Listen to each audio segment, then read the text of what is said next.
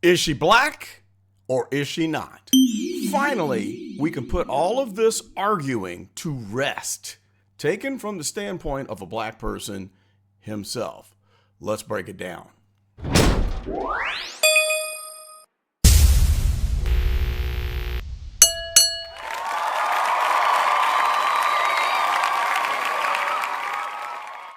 What is up, gang? It is I, Carlton Flowers of the Go Political Channel. And today we are finally going to dispel all of the nonsense and shed light on the truth of the background, the cultural and ethnic background of Kamala Harris. So there's a lot of fighting going on back and forth between Republicans and Democrats over the ethnic and racial background of the vice president and presidential nominee for the Democratic side.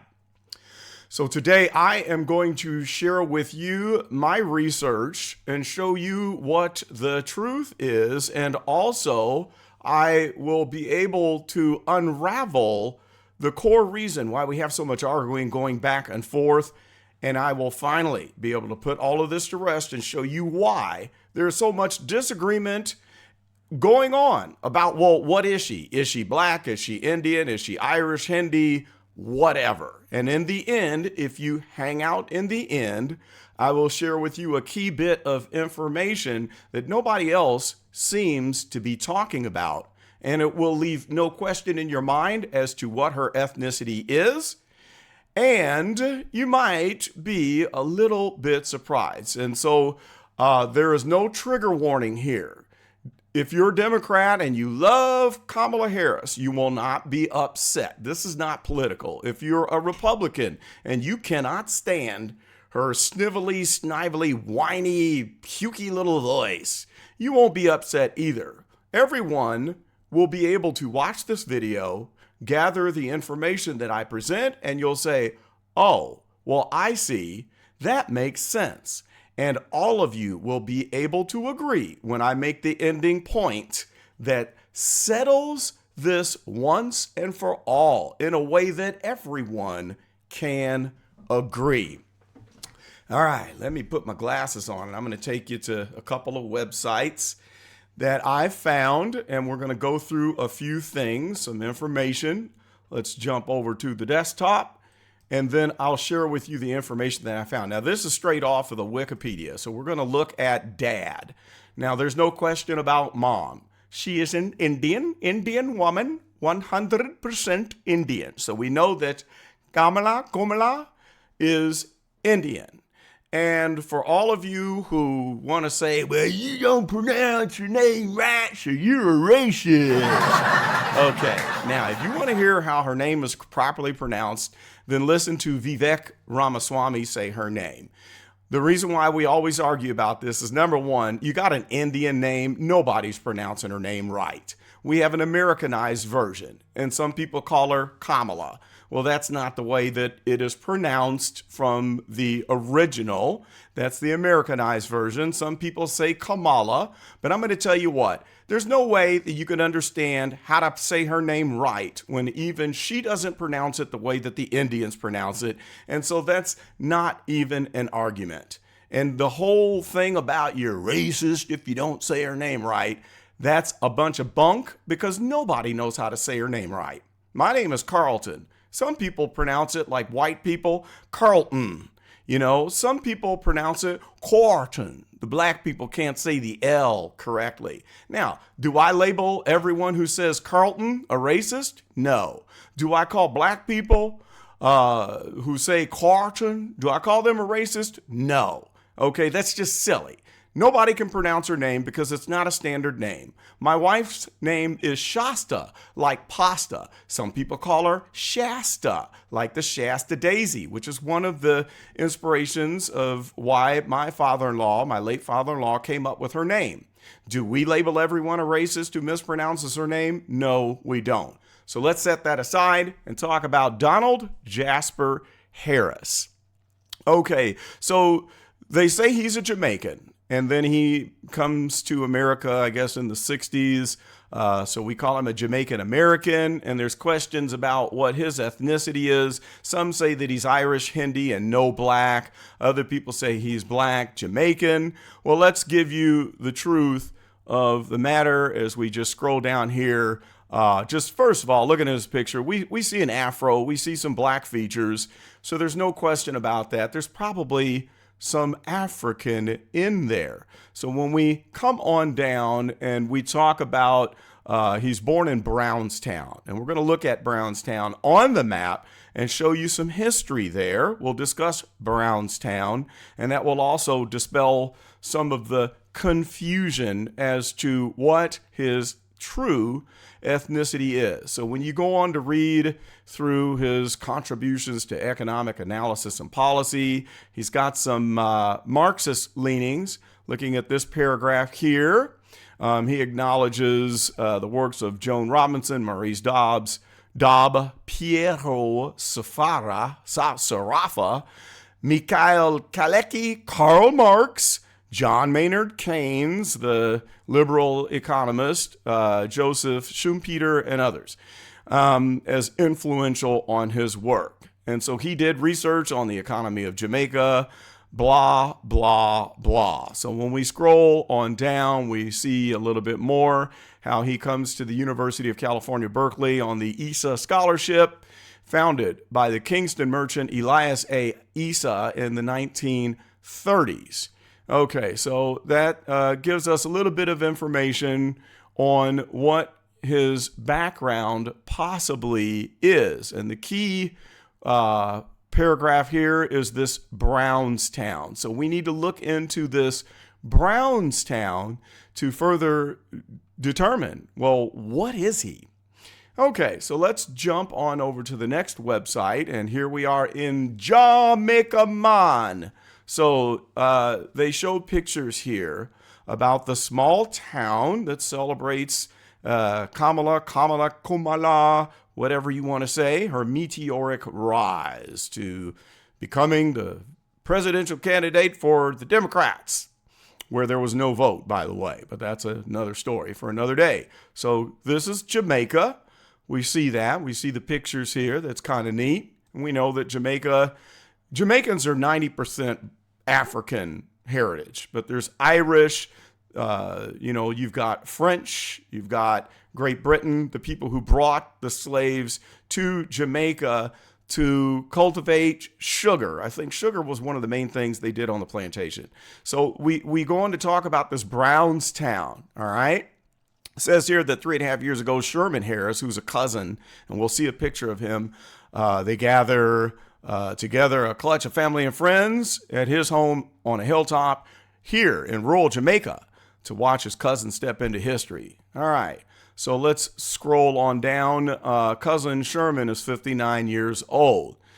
So as we continue on down, we see some more pictures. Here's another little video showing Brownstown. Now we're going to look on the map here and find out where this is. So here we're going to zoom in on this map, and it says it's a place Kamala Harris knows from childhood. She visited there and readily claims, pays homage to this Brownstown. Here's Jamaica. So we'll zoom on in. All right, half of my family is from St. Ann Parish in Jamaica. Okay, and we're going to scroll on in a little bit more. And then there's Brownstown. Okay, so it's a small little town. And I think it has, 12,000? It's a small little town. So that's legit. This is definitely where her roots come from. So let's delve deeper into Brownstown and some of the things that they say here. The town was named after Hamilton Brown, a slave owner who came to the island from Ireland. According to family lore, is believed to have been an ancestor of Kamala Harris' great-grandmother, Christiana Brown, also a descendant of enslaved Jamaicans. And so we do hear people talking about, well, she's a descendant of people that held slaves. Well, hey, so am I.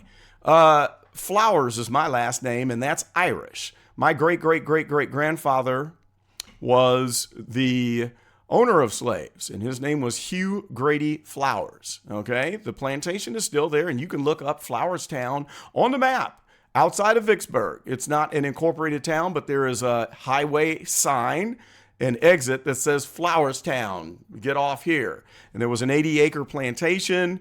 After the emancipation, the slave owner gave land to those who were enslaved.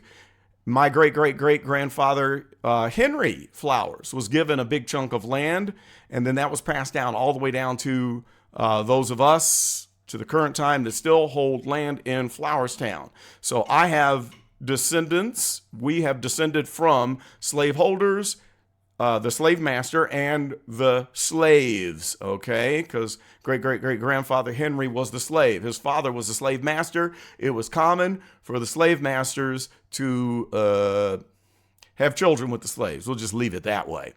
Okay, so that is a similarity, but then I'm going to explain to you in the end what the big difference is between my slave owner and slave heritage and Kamala Harris.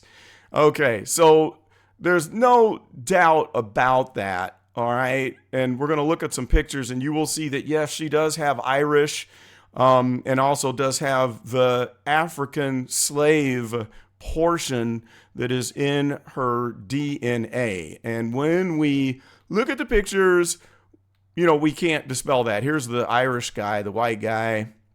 We're going to scroll on down here as Sherman is telling the story about their lineage. And then there's another video again that shows Harris Town. Now, here's cousin, here's Sherman. And Sherman has features that look black. Look at the nose there. Look at the brow here. This guy kind of looks like my dad. My dad, Hugh Flowers Jr., who was an advocate for blacks in the inner city of Chicago. He helped over 275 black young men and women get college degrees. He helped them to get scholarships to attend Lincoln University here in my town of Jefferson City, Missouri. My dad shares similar features that this guy does. And my dad was light-skinned too, because we had like a lot of that Irish influence.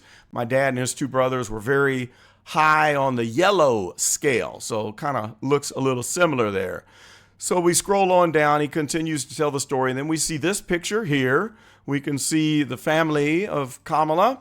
And then where is she? There she is right there. She looks like she's on that high yellow portion of the scale. You see some that have afros, some got a little straighter hair. You got quite a little mix here from dark to light, which is similar to my family, and that's to be expected. My dad and his two brothers were very, very, very light complected, almost like that light, okay? And then my two aunts, who had a different father, are jet black dark. And even my kids range from light to very dark. And that's because of the intermixing in the family tree. So we go on to hear Sherman talking about the family. There's a nice little video here that you can watch.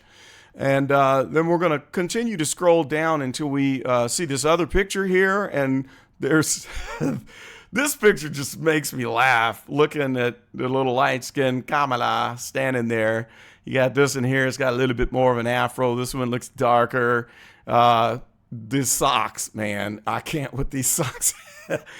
This is just kind of funny. And the way she holds her head, it kind of reminds me of the way she talks. You know, you can kind of see that this definitely is her. All right. Now, this is the paragraph that I want to focus on. I'm going to read this. So, Donald, okay. One thing that we know is that Donald doesn't talk to the media. He's turned down several requests from CNN. All right. So Donald, as we can see from the information that I've showed you, here's his picture. He's got a little black in him, African black. And there's where the argument comes in. What is black? And I'm going to dispel everything and make it clear why people can't agree on what her ethnicity or her cultural lineage is. We're going to set that all to rest here in a second. But first, let's talk about Donald. Donald Harris did not respond to several interview requests from CNN and largely has shied away from publicity, even as his daughter stands on the cusp of another history-making milestone in his adopted country. He did emerge publicly during Harris's 2020 bid for the Democratic presidential nomination to publicly chastise her for joking that, of course, she had smoked marijuana given her Jamaican background. And that was a big mistake. She just shouldn't have gone there. I think that she was just trying to fit in with the cool kids because her dad is not that kind of Jamaican. He's not a marijuana smoking, the Jamaican music, the reggae, getting high, staying high all the time. That's not his background. He has an educated background, and he did not appreciate her hanging out with the cool kids on the Breakfast Club talking about how she had smoked marijuana while listening to Snoop Dogg 5 years before he ever had appeared on a record. So looking back on that, I'm sure that she has regrets, and that was bad. It goes on to say that in a since deleted statement posted on Jamaica Global Online, Donald Harris said that his ancestors were turning in the grave to see their family's name, reputation, and proud Jamaican identity connected with a fraudulent stereotype of a pot-smoking joy seeker. It's interesting how he said joy seeker, and then we know that Kamala uses the joy thing, at the convention, joy. Well, Dad didn't appreciate that. And there are even stories that he doesn't really hold a close relationship to this day, wasn't proud of that interview. So I would say that it is indicative of her personality and her tendency to, what's the word that we can use? Embellish. She does a lot of embellishment and tells stories that she tries too hard to relate to people. And a lot of her stories float around and don't make much sense because she's trying so hard to fit in. And this is something that you see with people of mixed racial backgrounds. When I was in high school, there was some kids that were what we would call biracial. Mom's white, dad's black, or vice versa. And they were struggling to be accepted with the white kids and the black kids. And they would code switch or switch allegiances a lot. They had a lot of problems because they didn't know what they were. And you tend to see that with people that come from a biracial background. And I see the same with Kamala Harris. So she's struggling to be accepted. So she goes on to go to Howard and pledge Alpha Kappa Alpha sorority to try to, shore up more of the blackness. And in other articles that I've read after the divorce, I guess she spent more time with her dad and did visit Jamaica a lot. And so he was pushing for more of the African background and heritage more than the Indian heritage. But she does hold fast to both. And she did have several interviews where she talks about being the first Indian senator, first Indian, this, that, the other. And then she claims black too. But I think the reason there's so much confusion is because she's like the biracial kids that I went to high school with that struggled with their identity.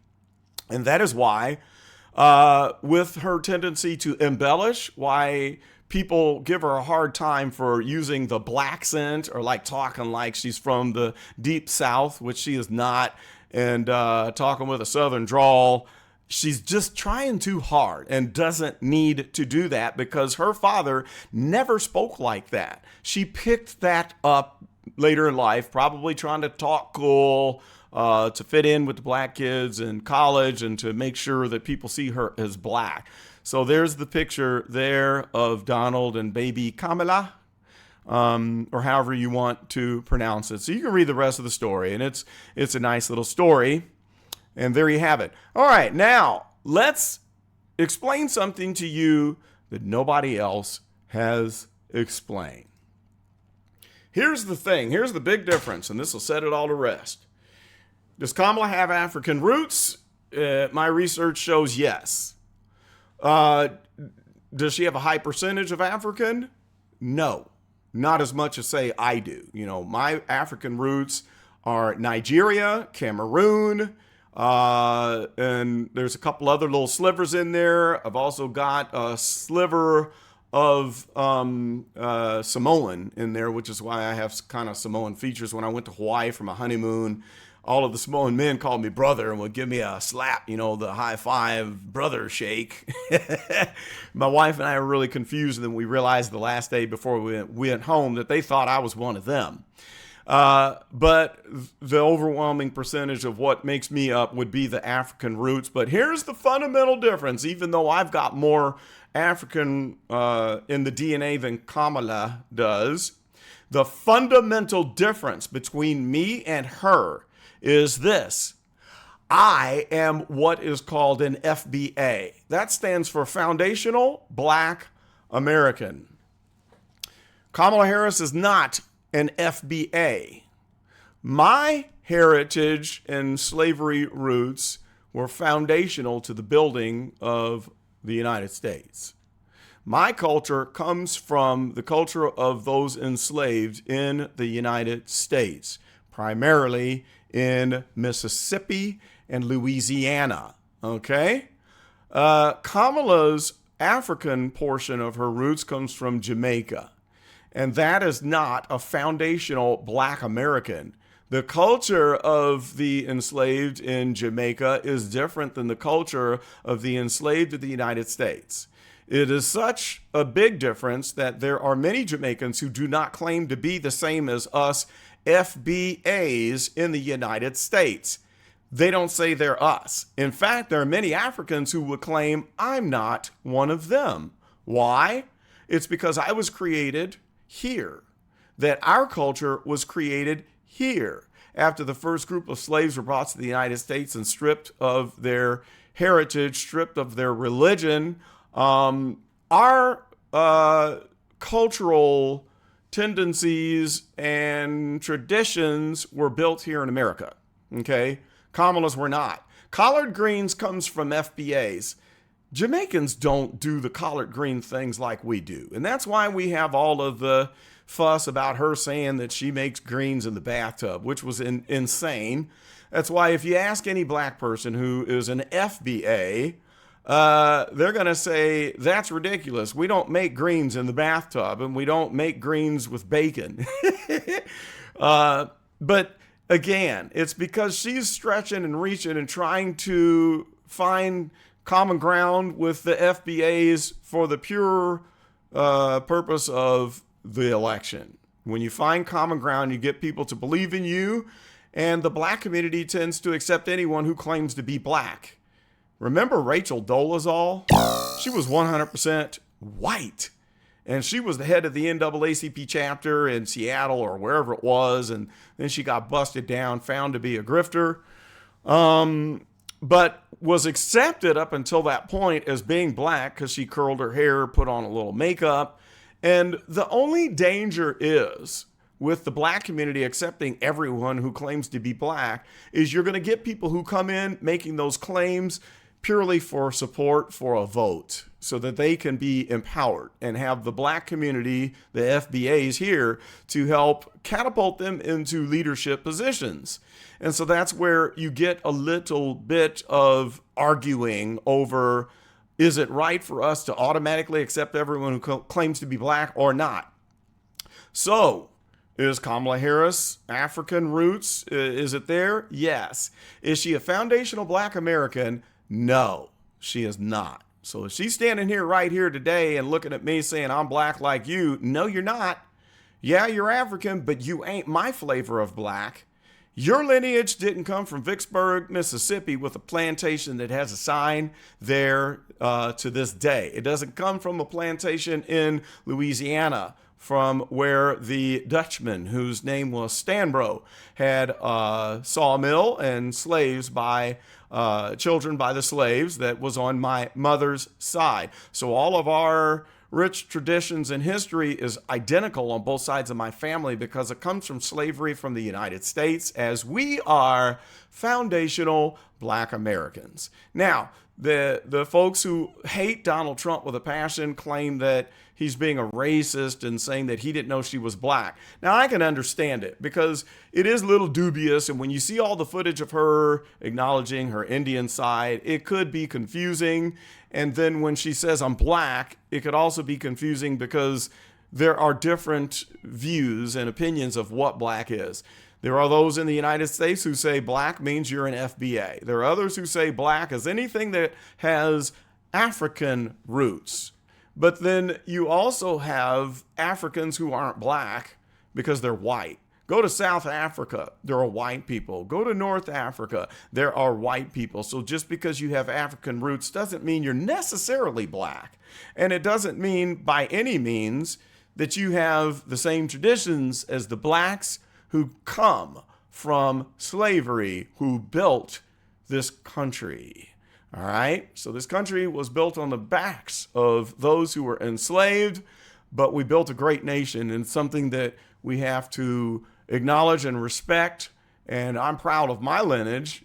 I'm proud of my foundational black American lineage. And I would say to those who try to, grift on and take credit for being FBAs, no, don't do that. Just be proud of your own lineage. But then again, let's not go so far as to say that Kamala is not black at all. That's not fair either. You can see from the pictures, and you saw it, we got afros and big noses in there. We got black features, even though most of her features don't look it. She has the thin lips, then the sharp nose, the straight hair. There's a little bit less there, but you can't deny it. There is some African lineage in her roots. And as I mentioned before, the only mistake that she makes is she goes a little bit too far and embellishes. She has a tendency to exaggerate or just tell outright stories that don't have any truth at all, and it doesn't do her any good. And so my advice to Kamala Harris is just be who you are. Be who you are. Don't try to be creating stories talking about making greens in the bathtub. Hold fast to your Jamaican African roots. Be proud of that, the Jamaican cuisine, as you're proud of your Indian cuisine. And don't add in collard greens in the bathtub with bacon. That doesn't do you any good. It's only going to give fuel to the fire for those who don't like you. All right? So I'm standing up for Kamala Harris for that. And it's undeniable she chooses to associate with black culture, and she did that way back when, in the 80s, when she went to Howard University and pledged AKA. I know many people in fraternities and sororities that are white. I've got a young lady that's a very close friend of mine here that comes to my kickboxing classes who's an AKA, and she is 100% white. Her husband is black. Her children are black and white, but she holds fast and relates to black culture, but she doesn't claim to be black. She's white, but when you hear her talk and see who she associates with, she has always clung to black culture, but she is what she is, and she's not trying to tell people that she's black. I am in a foundational black American fraternity, and I had a fraternity brother who was white. God rest his soul. Sam he lost his life 30 years ago, got hit by a drunk driver. Sam liked what my fraternity stood for, and he pledged, but he was not trying to be something that he was not. He was a white guy. He wasn't trying to say, I'm black. He joined the black fraternity, and he loved black culture, and he loved what we stood for, and he worked hard to support the culture for service and service for humanity motto that my fraternity stood for. All right. So I think that's okay. It doesn't matter where you're from or whatever. You're going to have Indians. You're going to have white people. You're going to have Arabs. I've got even people with a Hispanic background that are in my fraternity because they like black culture, and that's all right. So in the end, be true to what you are. Don't embellish. Don't fluff the story up. Don't make greens in the bathtub. Be who you are and what you are, and then let's just focus on that and celebrate your real lineage. And I made it through this video without talking about the horrific policies of Kamala Harris that I disagree with. So nobody who is a Democrat that loves Kamala has been triggered by anything I said in this video. I was being nice, and you guys, please post in the comments and acknowledge it and thank me for standing up for her in this regard, because I did, and I did it in a fair way. That's all I've got for now. I would really, really love it if you would like, comment, and subscribe to the Go Political channel. And stay tuned because I got a banging video coming your way. We're going to get back on Tiffany Henyard of Dalton, Illinois. And I've got some insight for you that nobody else has talked about, and you're going to love it. This is a big one. I've had to take a break from Tiffany Henyard because I can only stand to cover that for so long because it just sickens me to my stomach to even hear her talk. But I've had a nice rest and break, and now I'm ready to jump back in and serve up a club banger that you are going to love. So look forward to that. That's all I've got. This is Carlton, and I am out.